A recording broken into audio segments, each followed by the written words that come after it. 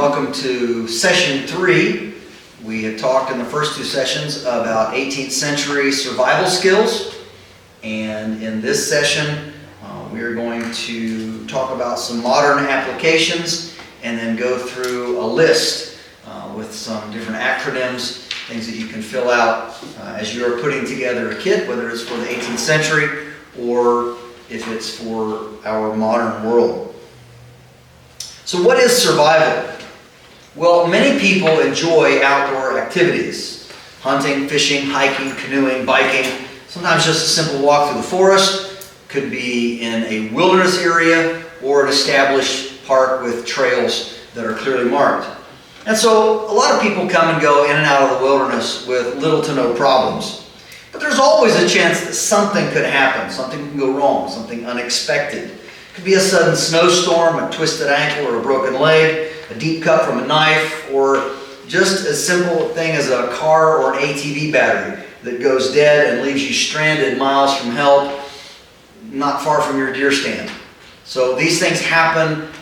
They're fairly rare, but occasionally we do hear of people getting into situations like that. So in any case, you're left trying to figure out how to make it out of the wilderness, how to build a fire, to get water and food, to build a temporary shelter, and maybe get medical attention if you are hurt bad enough, or maybe the person that you're with is hurt badly or wounded.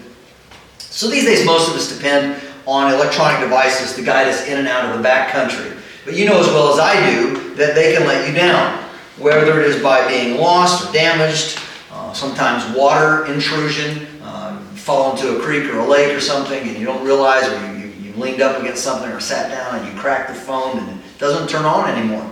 And so maybe you just forgot to charge it before you left the house. You get out and you've got just a little bit of battery strength left, and before you know it, it fritzes out on you. So having knowledge, skills, and training can go a long way to helping you get out safely of the wilderness, out of a survival situation, get home to your loved ones. And by the way, that's what 18th century people wanted to do. They weren't out here necessarily. They were looking for adventure. Yes, they were looking for a good time. Many of them did enjoy the freedom and the liberty that the frontier offered. However, they also wanted to get back to civilization. They wanted their hides and they wanted the things they could procure in the wilderness so they could go back to the civilization they left and buy things that they wanted, things that they needed, things to go further and deeper into the wilderness, maybe establish their name and get the respect that they had so that they could ask for that girl's hand in marriage, that they had been admiring her and her family for so long, but they knew they would never be respected and accepted into the society unless they were a landed person or someone who had a future. So they would often go out to seek their fortune. So what is survival? Well, in a nutshell, it just means not to die, right? If you don't die, you survive. Now, the truth of it is, on a long enough time frame, given a long enough time frame, nobody survives.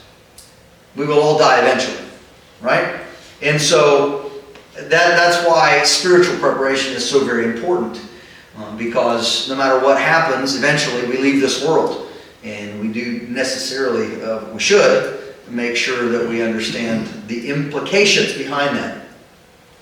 But in more complex terms, say, well, survival is just don't die. Just go out there and don't die, right? And that is true.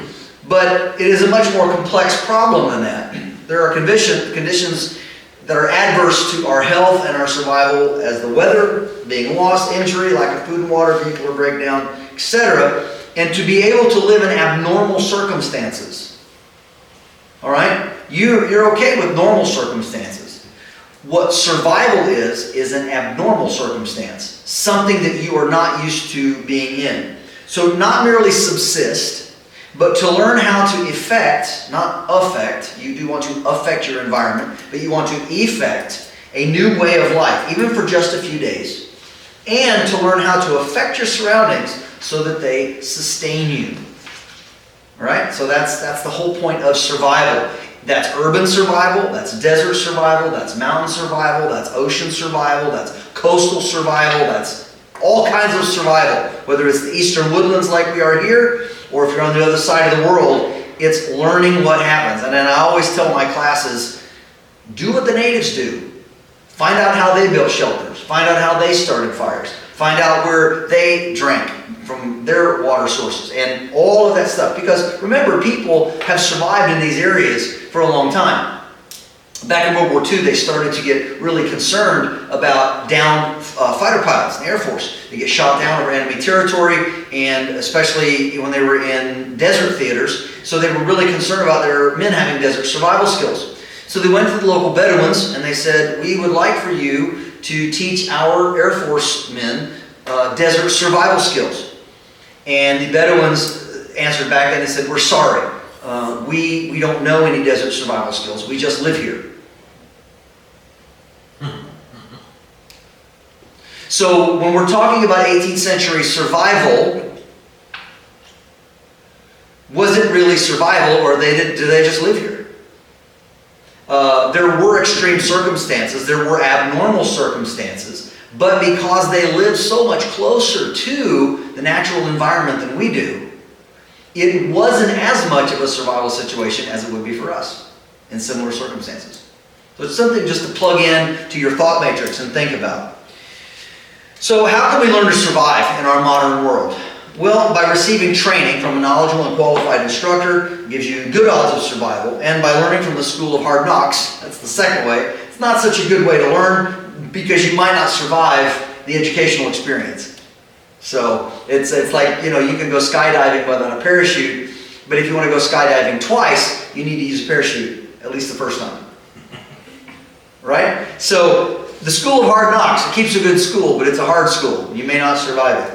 Will you ever be in a survival situation? That's hard to say. The truth of it is, if a person is adequately prepared, and if you have a knowledge and a skill base of the areas that you're in, one of the things that I talk about in my classes is that 90% of what's called survival is actually just inconvenient camping. All right, it's not a real survival situation. It's just something you had to put up with.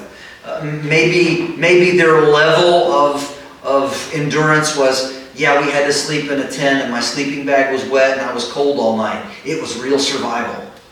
No, it was just uncomfortable and inconvenient, but you probably weren't in any real danger because you could have gotten in the car and driven, 5 miles down the road out of the park to the local McDonald's or the gas station or whatever, or you could have just gone home. It wasn't like you were in any true danger of hypothermia. You endured it, but it wasn't really survival. So really surviving and being in a survival situation, it depends a lot on you and your circumstances, such as how often do you go into the wilderness? How deep do you go into the wilderness? How prepared are you when you go into the wilderness? One might ask the similar question. Will you ever have a flat tire? Well, the answer is yes, if you drive far enough or often enough on rough roads or over nails on a construction site, things like this. However, if your car stays safely in the garage, your odds of flat tires go down tremendously. So if you are only hiking on established trails in small city parks, your odds of really being in a survival situation, unless there's some sort of a catastrophic war that breaks out or some attack or a plane goes down, or your ship sinks when you're out on a cruise with a family. I suppose there are situations that could happen, right? So you have a much better chance of enduring in a survival situation if you are prepared and trained. And of course, people in the 18th century, they prepared themselves as much as they could with the gear and the knowledge of their time, and they had trained from children up. So training, one thing it will definitely do for you is will help you be prepared before you leave home. And so we've already talked about, we live in a modern survival situation now. It's just extremely easy to survive. It's not hard to survive day to day. But we do the same thing in long-term survival in the wilderness by using our mind, our hands, and our skills. So first of all, you need to understand the psychological part of why would I want to survive. Because honestly, there are people that get into a situation, they don't want to live. They don't want to survive. And they usually give up. They say this situation is hopeless, and they die. It's like I told you about the 3 Bs last night. When a bad situation happens, it'll either make you better, or it'll make you bitter, or you could make butter. Two frogs fell in a bucket of cream, and the one frog says, "This is hopeless." And they swam around a little bit. He said, "We're just going to die." And so he gave up, and he sank to the bottom and drowned. The other frog just kept paddling and swimming and treading in that milk until finally he had churned himself a big ball of butter, and then he jumped out. So you can make you better, it can make you bitter, or you can just make butter. So psychological reasons to want to survive is, well, to live longer, to get back to food and familiar surroundings. I mean, sometimes when you're out in the middle of nowhere, man, cheeseburger or slice of pizza, it's so good. And you just really want to get back to enjoy that food, to be with your loved ones again. And sometimes because you have something to prove. To prove that you can endure, that you're mentally, physically tough enough to handle what the situation has thrown at you, that you didn't quit. And sometimes to have a good story to tell about how you made it through. So what does it take to survive? Well, knowledge. You have to know the skill, and then with the skills, you have to own the skills. The problem with people who are television survivalists, and by that I mean they're armchair survivalists. They sit in their armchair in their living room and watch someone else do it on camera, and it's scripted, and it's all planned out in advance. So they've seen the skills, they know the skills, but they don't own the skill. So you can watch Les Stroud or any number of people with a bow drill, and they're making friction fire and they're blowing it into a flame, and you can kind of have a visual understanding of the process, but until you personally knelt in the dirt and got an ember yourself, you don't really own the skill. And even at that, you may have done it once, but you still don't own the skill. There's a lot of people tell me, I was in Boy Scouts in the 70s or in the 80s, and we did bow drill back then. Like, all right, well, if you had to do it right now, do you think you could? That might be a completely different story. Having done it once under supervision is not the same as being able to go out and do it yourself. So that practice is very important. And then there have to be resources. You have to have the resources and recognize the resources to perform the skill. You can be the best fire starter in the world, but if I put you north of the Arctic Circle where there are no trees, now what are you going to do? So again, understanding the resource of the necessity. So, what are the odds that a stool would collapse on you and you would get injured? Well, I was down several years ago on the Red River Gorge camping trip, probably going on 20 years ago now. And I had a little three-legged stool with a little canvas top, and had aluminum stays on it, and folded up really small, super lightweight. That's awesome, because I had me a nice dry place to sit when I got to camp. Well, the one night I was sitting around the fire just talking to everybody, and all of a sudden my stool let me down. It just broke, and one of the metal rods, the hollow aluminum rods, stabbed me in the back of the thigh. My full weight just collapsed and broke. And I fell right down on that, and I didn't know how badly I was injured. And so I went and sat in my tent, got out my mirror, and I was able to look at the back of my thigh, and I could tell that it wasn't terrible, and I ended up just cleaning up the blood, and then I had to stitch my pants back in because it ripped them.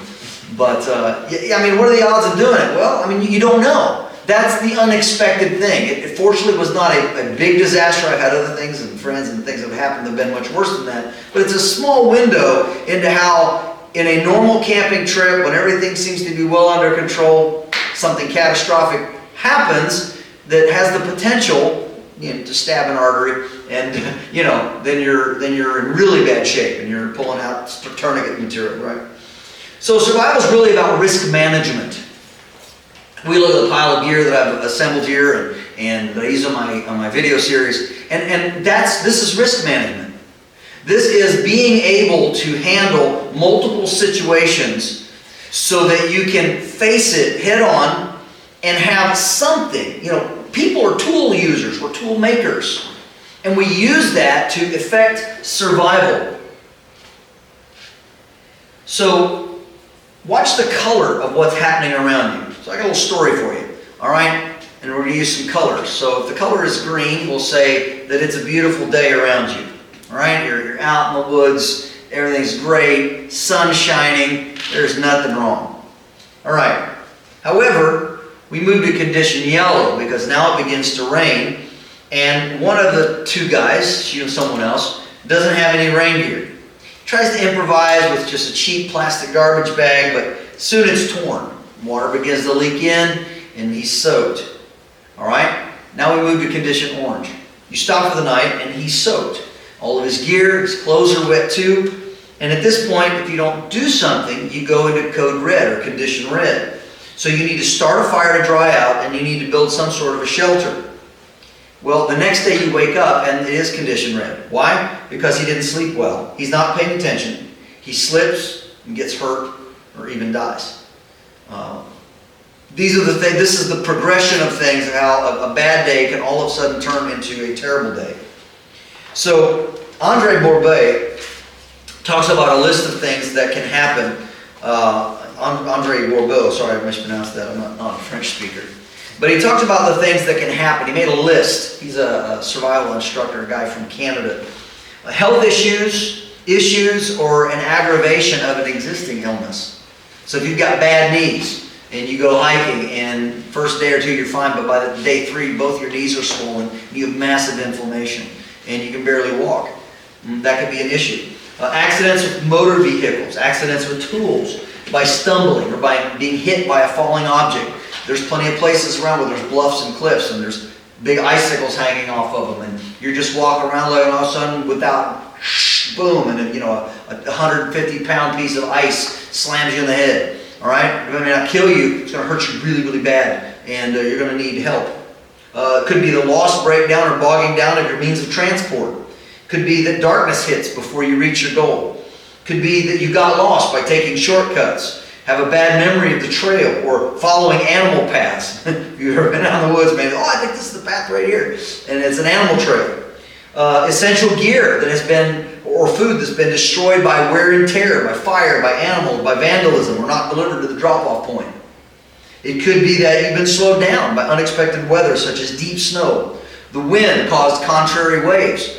You were trying to canoe somewhere, and lo and behold, you didn't make any progress. So you're not making your scheduled point, and you end up spending the night somewhere you didn't intend. You just pull over somewhere, we have to make camp here, but you're not really ready for that. It could even be panic or conflict in your group when faced with a challenge. Interpersonal problems really come to the surface. And if there is no clear leader, and everybody thinks, well, I have a vote because I'm a person and I get to help decide, and you've got 3 or 4 people and they all have very differing opinions about what needs to happen, could create real problems for you in a survival situation. So what does survival training teach you? Well, what to do, when to do it, and how to do it. And the reason why everybody needs to get some survival training is because, and I want you to think about this, when a crisis occurs, you will not rise to the level of your expectations. You will always fall to the level of your training. Right? You don't rise to the level of your expectations. You fall to the level of your training. If you join the military, they put you through boot camp. They send you through training schools. They put you through your paces, and you drill, and you march, and you ruck, and you do all of these things. Why? Because they are preparing you for the real thing. So that when that happens, it doesn't matter how gung-ho you are, and salute the flag, and do all, you can wear the uniform and look great. And there's a lot of people, they've got a bug-out bag, and they've got all the right clothes and the right shoes and all of that, but they truly don't know what they're doing. And so the reason you need to get training is because you don't know what you don't know. And you need to make sure that you fill in any gaps that are in your knowledge base. Some skills are best learned with an instructor, and taking a class forces you to develop your skills and not just watch them in a video. Also, wild, edible, and medicinal plants are best learned in person from someone who knows what they're doing. Remember that you can eat almost anything that moves. It's plants that'll kill you. I had a guy that went through a military school. He said that's what his instructor told him. He said when you're out in the backcountry, you can eat almost anything that moves. Stay away from brightly colored anything. So if it's a brightly colored wasp, or brightly colored ant, brightly colored frog, stay away from bright colors. That's a warning, right? But again, of course you can't eat toads. I mean, there are a few exceptions to that, but you can eat almost anything that moves. Plants will kill you. There's a lot of deadly plants. For instance, about 95% of mushrooms are poisonous or toxic. And there's a lot of poisonous lookalikes, and even expert mycologists die from it. However, there are 20,000 types of lichens in the world. You know, the moss, there's 5 basic types, there's 20 different types.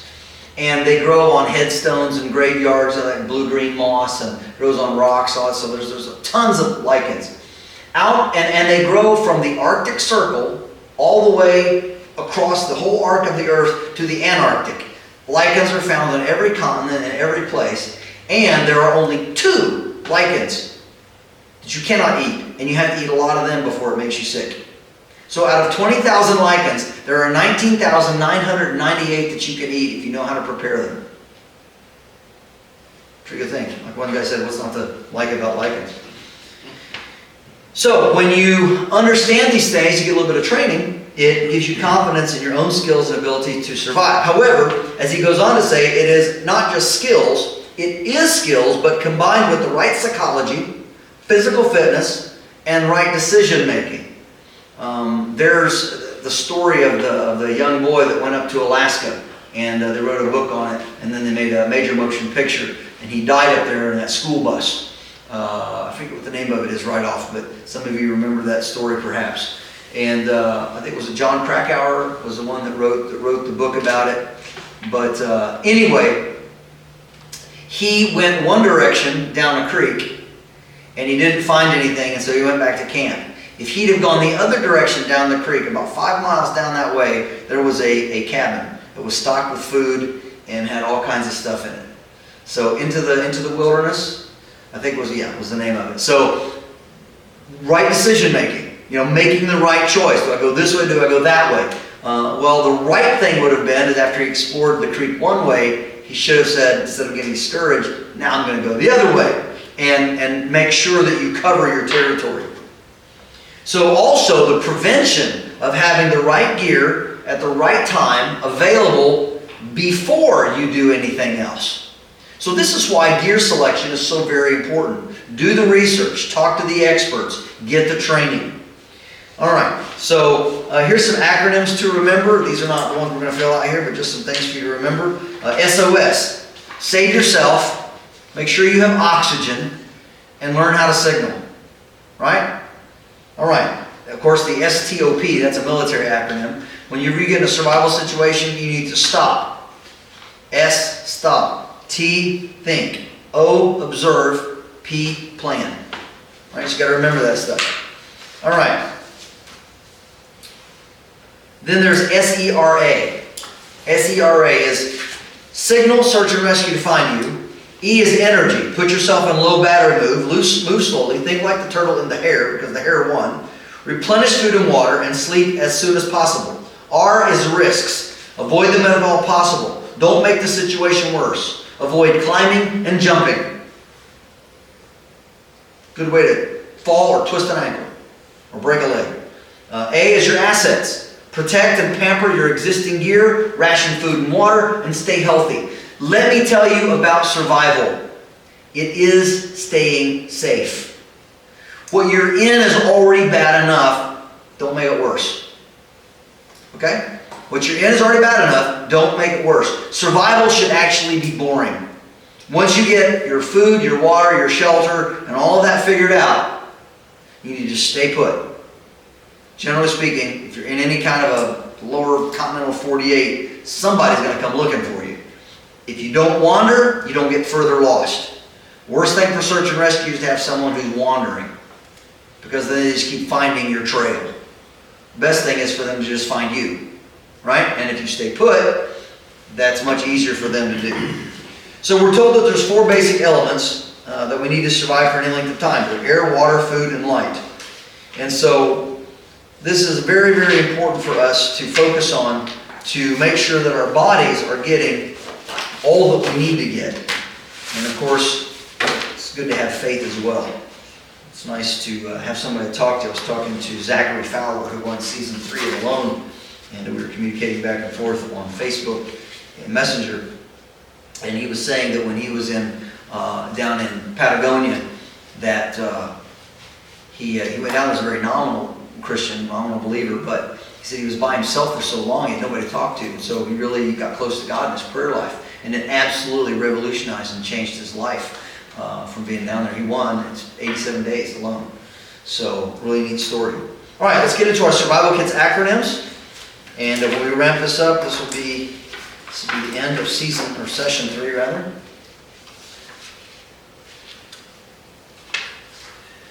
Yes, these are my acronyms. I would appreciate you don't post these online.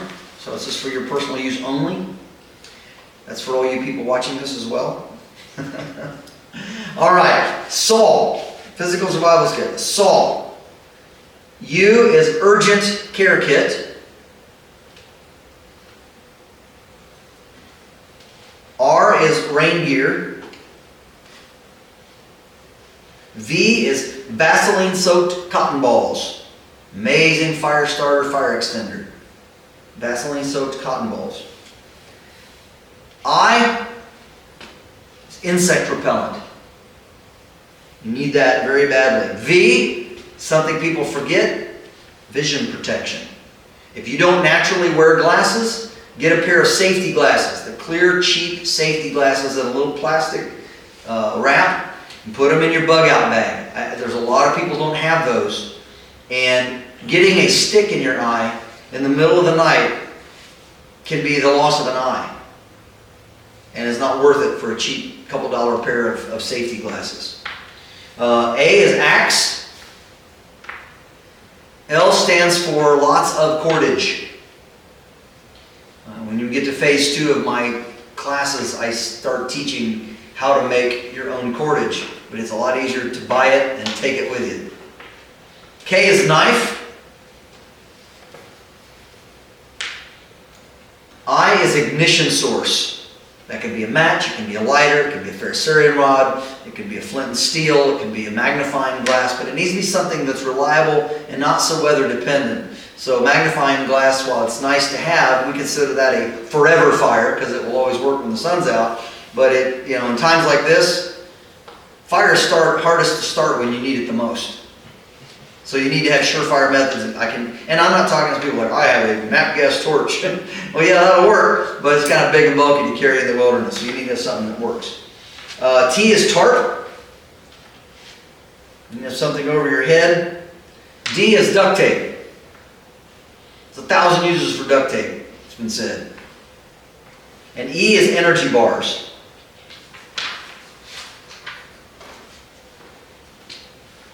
Next page.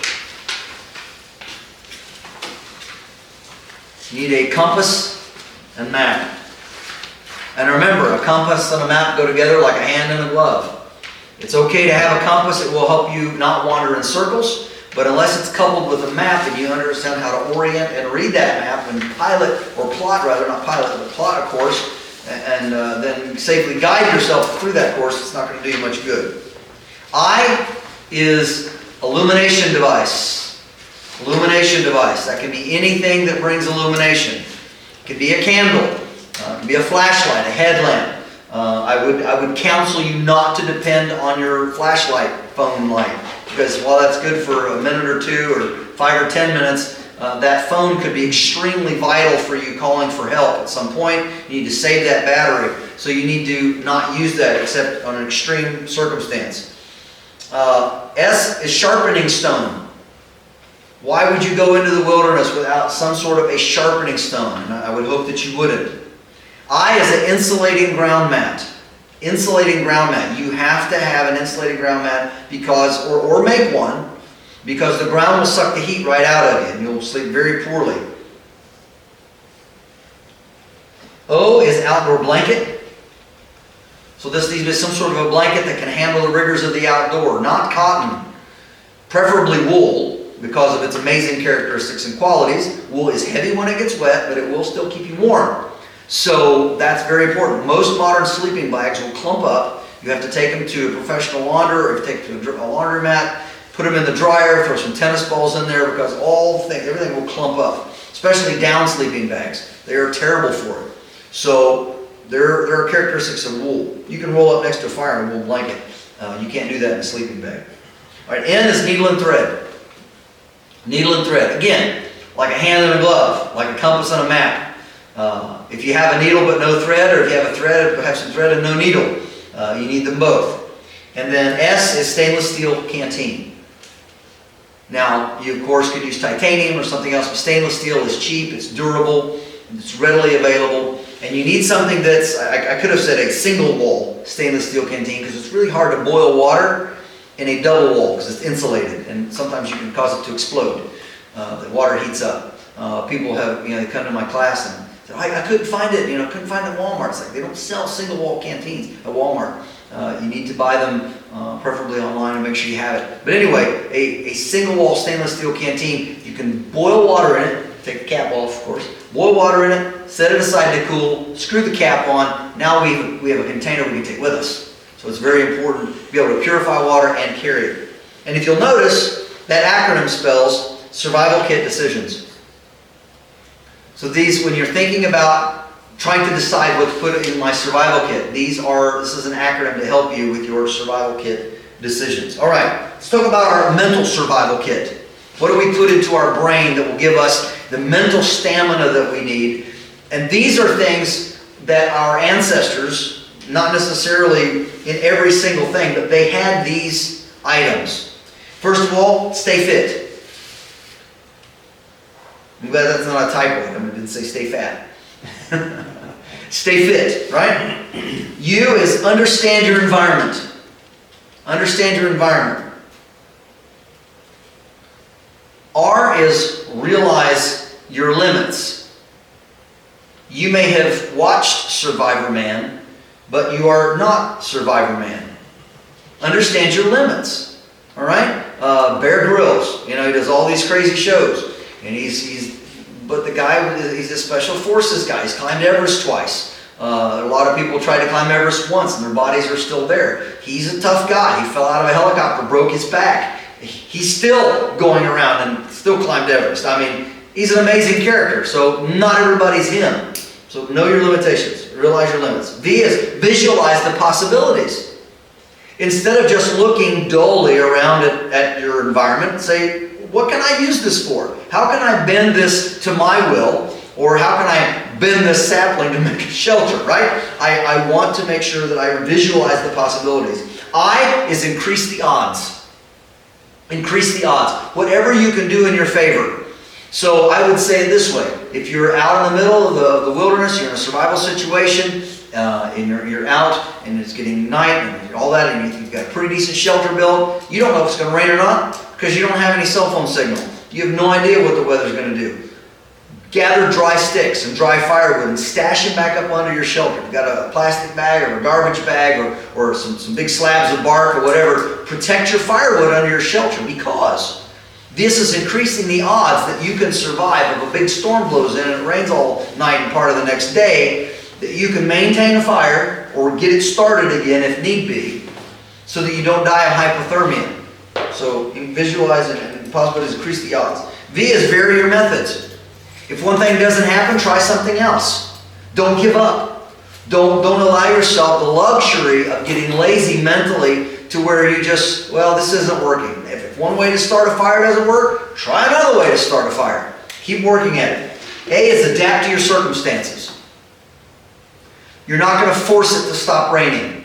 You won't force the weather to stop snowing on you.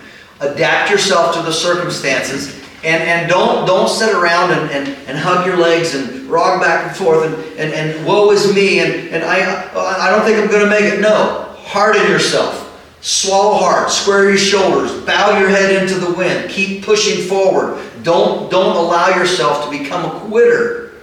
Be a survivor. Adapt to your circumstances. And L is learn what works. Learn what works. It's like Thomas Edison after he failed 10,000 times. The famous story. He said, now we know 10,000 ways that don't work. Right? Okay, so that's survival. Now let's look at kit. Again, this is our mental kit. Knowledge. Fill your head with knowledge. It's lightweight. It doesn't weigh anything. I is identification. Learn how to identify the things that are around you, whether it be something for your benefit or something that's a threat. For instance, if you're traversing through mountainous territory, learn how to understand the terrain when there is a possibility of an avalanche. All right? Understand the different kinds of snow that might lead to that avalanche. Don't travel on the areas when you're crossing saddles and passes through the mountains where you might slip and fall into a crevasse if you're going across glaciers. Again, be very, very careful. If you have to cross a frozen river or a frozen lake, mitigate that. Be aware. Identify the challenges, this survival kit for our brain and our spirit, and say, how can I mitigate? People back in the old days, they're crossing a river or a creek, they would get a long pole, 10, 15, 20 feet long, and they would hold it horizontally like this. If they broke through the ice, that pole would catch them on either side, and at least they might only get wet to the waist, and their core would mostly be dry, and so then it's much easier to survive if you're just freezing from here down. All right? Again, just that thought. That way I don't go all the way under, and especially where it was dangerous if there's any kind of current. If you drop in, you go down under the ice, the current pushes you away from the hole, you're done. But if you drop through and you've got that stick, now I have something to push on, to climb out of, and get across the ice. And if it's a long dry stick, I can use it to start a fire. T is training. T is training. So train yourself, not only how to think, but practice. It's okay to practice in your backyard. It's okay to practice in a park or a place that will let you do that. All right, so here we have the 11 C's of survival. So some of these are Dave Canterbury's, all but the 11th, which I added. And these are things to always have. Hunters and hikers and fishermen and 18th century survivalists and all that. Some kind of a cutting tool. Some sort of cutting tool. It could be a knife, it could be an axe, hatchet, a cutting tool. 2 is a combustion device. Something that will start a fire. And something to start a fire. Number 3 is a cover. Cover, some sort of cover. Could be a garbage bag, could be a tarp, but you need to have some sort of cover. Number 4 is a container. Again, we talked about a stainless steel single wall canteen, a container. Carry water, boil water. By the way, if you don't have a container that's real handy, almost every creek, every stream, unfortunately has debris. You can almost always find a glass bottle intact. And you can carve a wooden stopper for the hole if you have your cutting tool. You can make something that will work pretty easily, and you can boil water in a glass bottle. You can boil water in an aluminum can for that concern. 5 is cordage. Cordage. You need to have a cord of some sort, cordage to take with you. Again, you can make it, but it's so much easier if you can find it. So this is why searching along creeks and streams, you can often find fishing line. Tangled up, a big wad up under a stump where somebody's trot line got washed away. You're miles from everything. You have no idea anybody's ever been out there. But we find this massive fishing line. You might actually find a hook or two, maybe a bobber. You never know what you're going to find. So there are a wealth of things. You can find a creek or stream. You have water, you have fish. You just may find some discarded fishing items that can help you. 6 is a candling device. This is candle power. We talk about lumens more often than candle power, but you need to have something that can show light on whatever it is that you're trying to do. 7 is cotton material. Cotton material, you make a charred cloth. You can use it for a bandage. You can use it if it's brightly colored to signal for help. You can use it as a washcloth, as a towel. There's a ton of stuff you can do. If you do have to use the restroom, you can use it to clean yourself up with when you're done. So even something as simple as a square cotton handkerchief is very, very useful. 8 is cargo tape, or of course we know this as duct tape more commonly, but cargo tape is another word for it. 9 is a compass. 10 is a canvas needle. That's just a heavy-duty needle that you can sew and repair your gear with. I actually, when I was repairing my buckskin pants there, I actually broke the eye of the needle.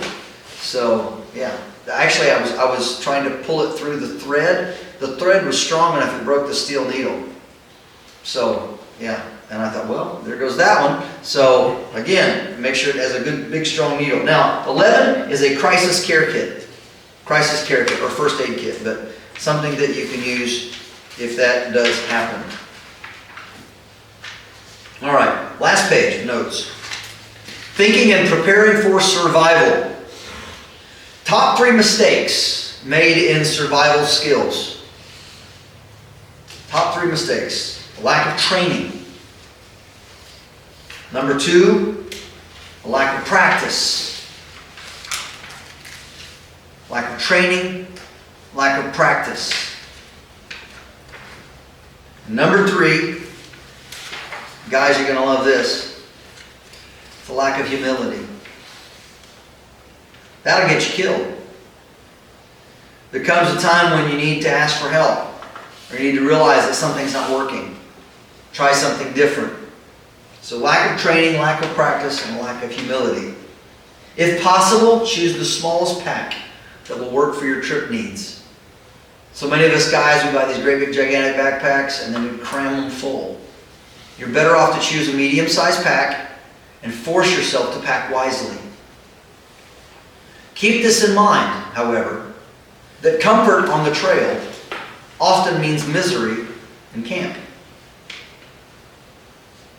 All right? Misery on the trail often means comfort in camp. So you can carry a cot and a folding chair and all of these things if you wish. Okay?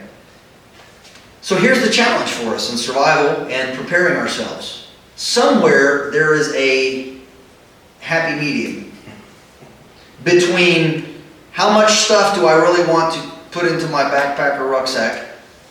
You know, I don't want to be miserable on the trail, but neither do I want to be miserable in camp. All right?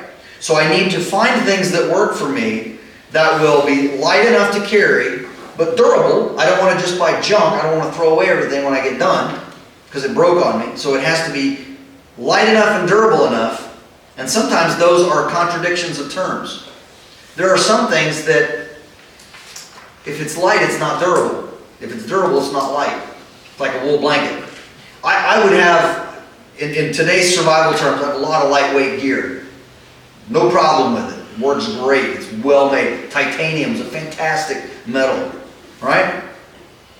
But a wool blanket, yes, it's heavy. There are a couple of wool blankets, but they'll do things that you just can't get out of a synthetic blanket or out of a sleeping bag.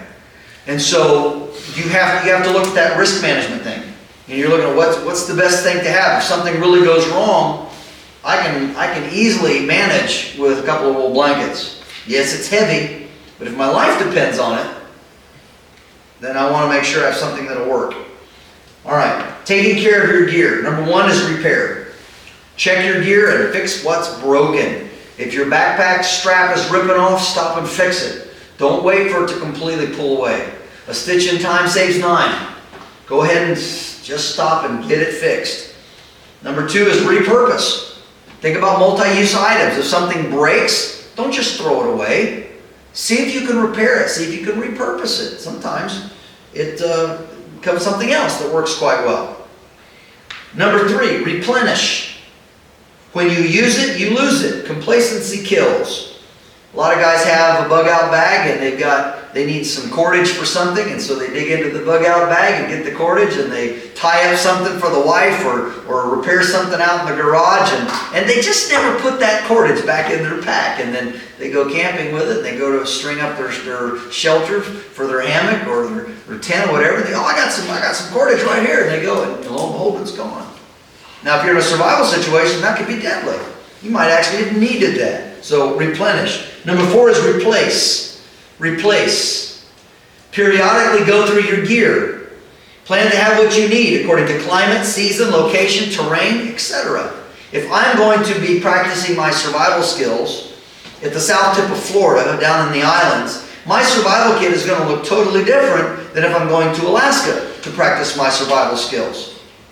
So your bug-out kit for summer here in Ohio is going to look much different than your survival bug-out kit for the middle of winter.